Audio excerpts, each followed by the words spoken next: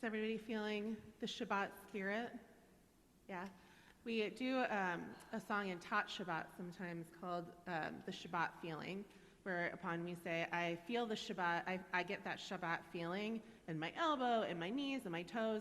I think it's safe to say that this beautiful music, we are feeling Shabbat throughout our entire being. So thank you. Lots of gratitude for the first part of our service to all of you.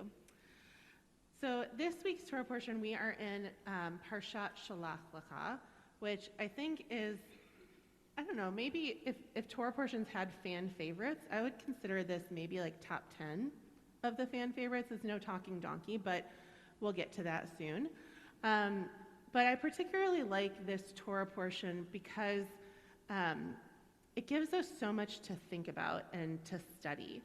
And in this Torah portion, as a reminder, they're on the precipice of entering the promised land, and they're looking out upon the land of Israel, a land that's supposed to be overflowing with milk and honey.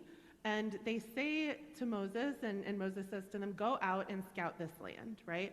And as a planner, I appreciate that, right? I want to know what I'd be getting into if I were going to embark upon a journey such as this.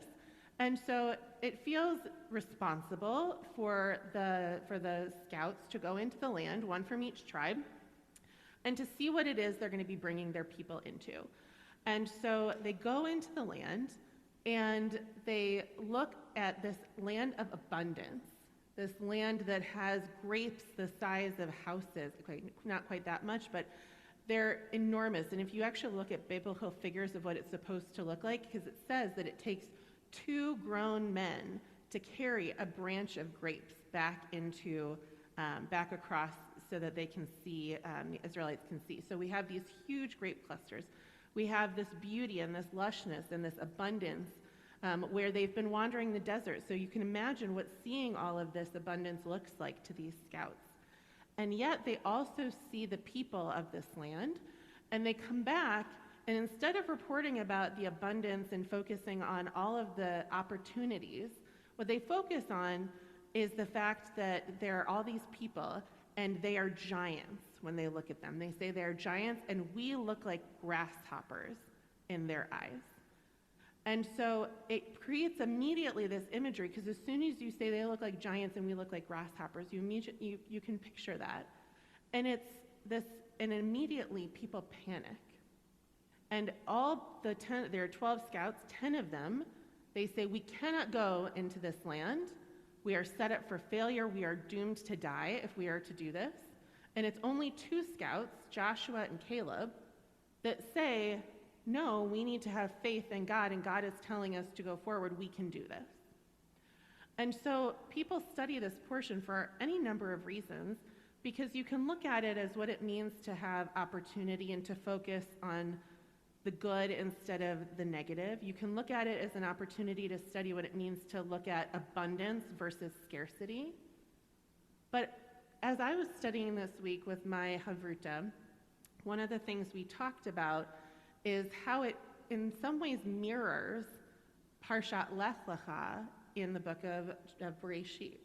In the book of Bereshit, God tells Abraham, Lech Lecha, go forth into this land that I will show you. And Abraham says, okay.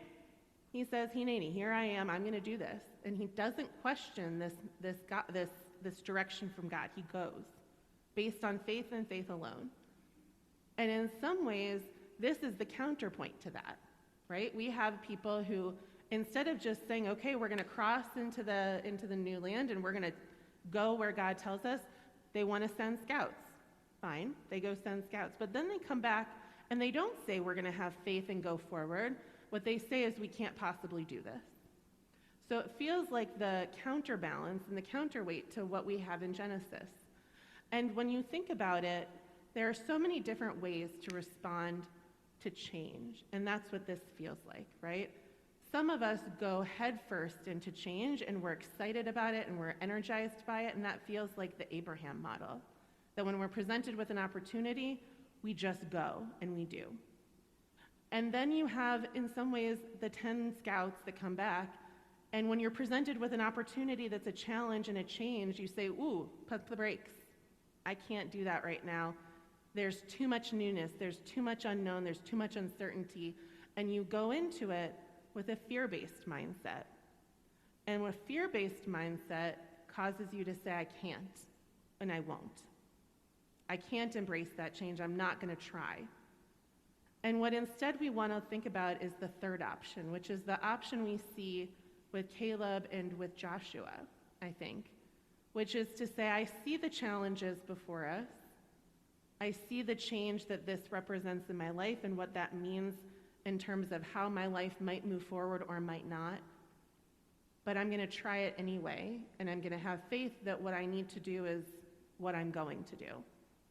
And that, I think, is the hardest, because it really says that maybe the hard part about change is saying yes to it, because that's the hardest part of anything, is saying yes to the new opportunity that's before you, even if it feels scary, even if it feels completely different from what you know. And it doesn't mean that you go into it without questions or without concerns. Joshua and Caleb know what the challenges will be, and they say we're going to try and tackle it anyway, and we can do this, which is a different thing than what Abraham did, which is to go in and just say, I'm going to take, it's going to be fine.